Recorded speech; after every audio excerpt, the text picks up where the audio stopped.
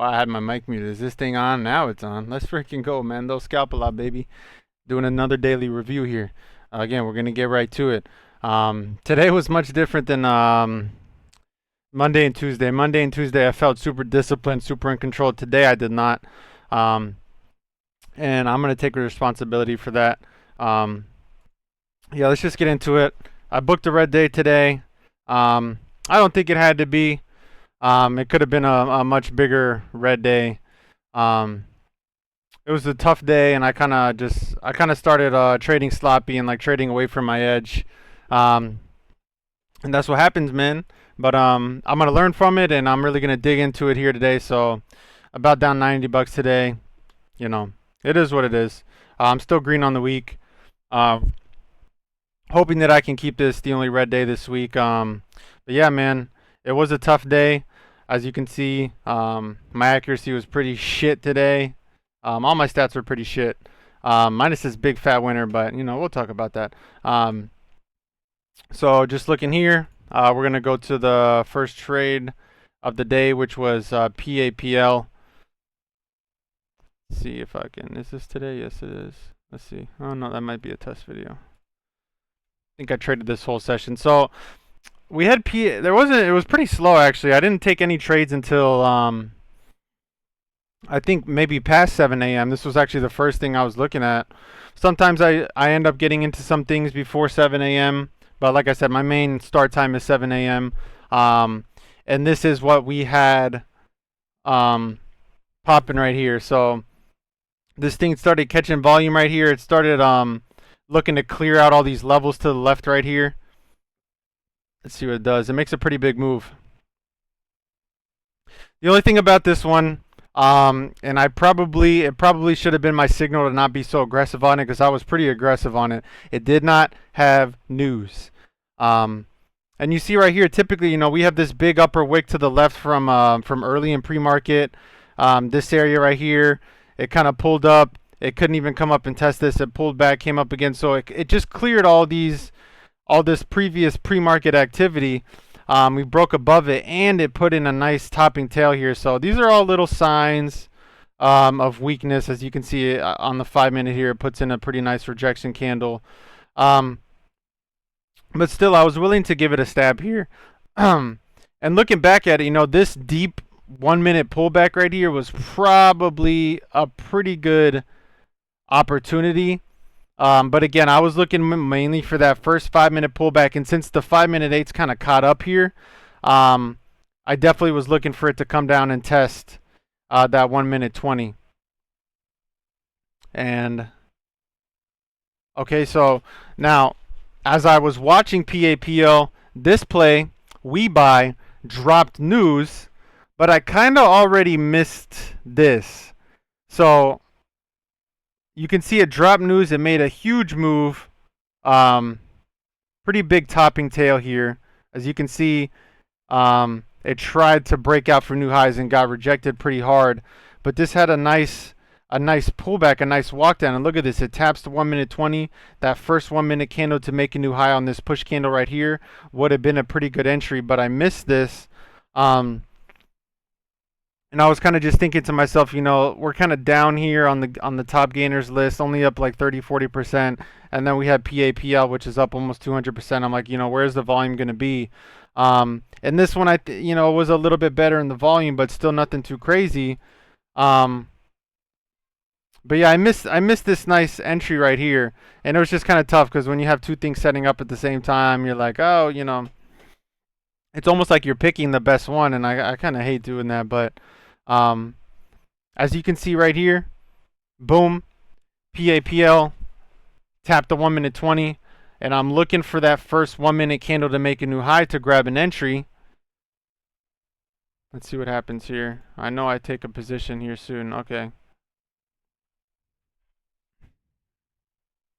So this 1-minute candle is about to close here. You can see we're pretty close to the 5-minute 8. I'm looking for this to tap, hold this area, and then start reversing to the upside and start pushing for new highs. We want to see this target right here and then new highs right here. So you see I punched the order right there. Trying that first 1-minute candle to make a new high. As I'm reviewing it right now, I don't really consider that the first 1 minute candle to make a new high. So I kind of jumped the gun on this entry. And as you can see, it kind of immediately came back down. And I'm risking off this level right here. Um, so right off the rip, I felt a little shaky in this position. I'm just like, I'm not too sure that this is going to work. Um, let's see here. It's still holding that. Still holding that. I cut it right here, I believe. Yep. I stopped out on my first trade right there. So that was my first trade of the day. Um, I kept it within my $50 range. I was like, okay, you know, I really thought this was going to be the one. And I think I really quickly got back into this, probably a little bit too fast. Again, I was like, okay, if I cut that first entry right there, the next entry, if I'm looking to give it another try, I want to see it come down, test this 5-minute 8 right here, because as long as it's holding and it's trading above the 5-minute 8 EMA, it's a valid trade to me. So you can see it kind of started breaking down below that first area that didn't hold up, which is okay. I'm just like, no big deal. I've had this happen before. But once I see this thing come down and test closer to the 8, and it puts in a nice wick right here, I was like, okay, maybe I was like, I'm gonna try one more time on this name. Maybe you just need to break and pull back a little bit more. So you see this thing got a nice wick off the area right here. And I took an entry right there, anticipating the 1 minute the next 1 minute candle to make a new high and actually start pushing. But I kind of got a shitty fill here too. Looking back at it, I mean, I hit the ask, and I mean, this thing did have a pretty big spread on it. I mean, 930 on the bid, 964 on the ask. I knew it was a spready name, but I don't really get in on the bid. I just hit the ask, and pretty much get what I get here. But I did kind of anticipate this, and now my risk off would be the low of this this pullback right here. But as I reviewed this trade, I really should have waited for that first 1 minute candle to make a new high. You see right here, it tried, but it did not. It didn't really make a new high. And this trade ended up failing. So I took 2 losses on that name. When did I cut that thing? Oh, right there. I skipped it a little bit. So yeah, as I'm reviewing this, I have typically, taken an entry as I see this thing. Look, you see it tested the 5-minute A to put a nice wick, and I'm perfectly fine with taking a position like that. Yeah, I didn't get that first 1 minute candle to make a new high, but as I'm seeing, that's sometimes the giveaway that we're breaking to the upside is that you get that first 1 minute candle, 1 minute candle to make a new high. Boom, buyers start to step up, but we didn't get that here. And then I got caught in that knife. As you see, as this thing came down and tested my risk right here. Let's just watch that real quick. I know I have to squeeze all. Look at that. I just got knifed on right there. I mean, I immediately stopped out, so it's not like I froze or, held a bag. But as you see right there, I was down over $100 on this name. I was like, fuck. You know what I mean?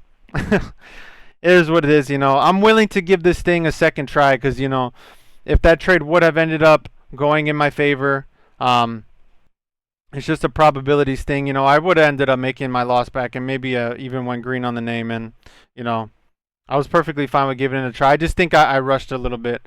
I definitely didn't take my time. And as you can see, I also didn't take my time. As soon as I lost on that one, I'm like, okay, since PAPL didn't work, I'm like, okay, they're going to come for WeBuy. And I kind of was already late on this name. But my reasoning for taking this was that it came down, tested the 1 minute 20 here, tried to push, didn't really go too far, pulled back, held that level again. So, this was a clear risk off. And I'm pretty sure I just came and slapped the ask on this thing immediately. I was anticipating that we were going to get some volume rotating from that failure of PAPL into WBuy, especially since this one had news. And I think it tried. Look, it tried a little bit. I didn't really get too much into the green here on this trade. I don't think I did. Yeah. This might have been a little bit of a revengeful trade. because honestly, you know, whether this was a winner or not, I didn't execute it how I've been executing everything else this week. So my main execution should have been, if I did take this, would be this first pullback to the 1 minute 20 right here. And I could have probably entered as this candle was starting to push and maybe anticipate to break the new high right here. But I missed this. And it came back down. So, this isn't my standard entry, but it was in my mind a decent entry. Like I said, there's a clear risk right here. I slapped about 100 shares. I was a little bit over on my size because that's 60 cents per share. So I'm at 9.95. My risk is 9.35. That's $60 with 100 shares. I'm a little bit over my max loss. So, I probably could have cut a little bit size down on this one, but let's see. Ultimately, this one came back down and I stopped out. I was giving it a chance to hold up right here at the 5-minute 8. Was maybe hoping to see this candle flip green and make a push. Here goes the next 5-minute candle. Looking like it maybe wanted to curl. I'm kind of just sitting at my average right here. I was sitting in it for look at this. I'm kind of just sitting through this low volume consolidation. And as I'm sitting in this CLSD, which is the next trades that I made, I completely missed it. Because look at this. This thing popped up 75%. Volume came in. It was a higher float. But man, listen. This thing could have went, but, the volume was just so low. And I was so emotionally tied to this thing because of the 2 losses that I just took that I was missing where the volume was. And the volume was coming up on CLSD. And look at this. This was a much better play for me to be in. And and look at this. I was still in this one. I got distracted, man. You always got to be on your toes, because this was what would have probably been my best opportunity in the morning. Eventually, this thing came up. I ended up stopping out for that one. Let's see. Yeah, I booked a little, about $60 loss on that one. So I'm down pretty big on the day at this point.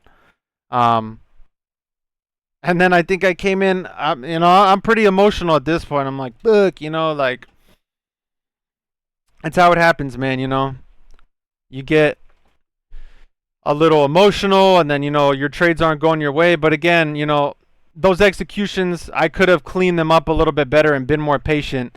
It's not my strategy or my system that's, that just was, like those trades didn't work, but my execution wasn't to the book. So I have to blame that I wasn't executing disciplined, not that my strategy is just working. But look at this. Man, this should have been a good trade, but I ended up breaking even on this name because again, I was just trading out of emotion. But I seen this thing. That's that first pullback that I missed. But it is a clear risk off, and as we were coming down right here, I'm pretty sure I slapped an entry, risking off this low, pretty much trying to play this 5-minute flag setup and looking for it to break out over this level here and this level here. And you see I took a pretty decent position on this. But the difference here is, this thing actually gave me a nice little move. I believe I took some off the table. Yeah, I had 1,500 shares of this thing. I was up pretty decent on this trade. I did take some off the table here. But man, I sat up in nice profits up here, and I just didn't take any more off because I was looking for this. I thought this thing was just going to squeeze and break through 67s. And I got a little greedy on it. You see that we kind of failed at that level. This thing just got a little choppy. But look at that. It came back up, failed again. So, look at this. I'm sitting on nice profit on this thing. And I should have took more off the table right here. Look, I was up almost $70 on this trade. And man, I didn't take anything off the table here. That was a big mistake. I just, that's emotional. That's emotional decisions. If this was like my first trade of the day, I wouldn't have hesitated to be taking more off the table, especially right here. As we were getting that nice push, I could have took more off, and then I just risked the rest break even. But that's all I got on this video. I'm about to make a second video right now, actually. Peace.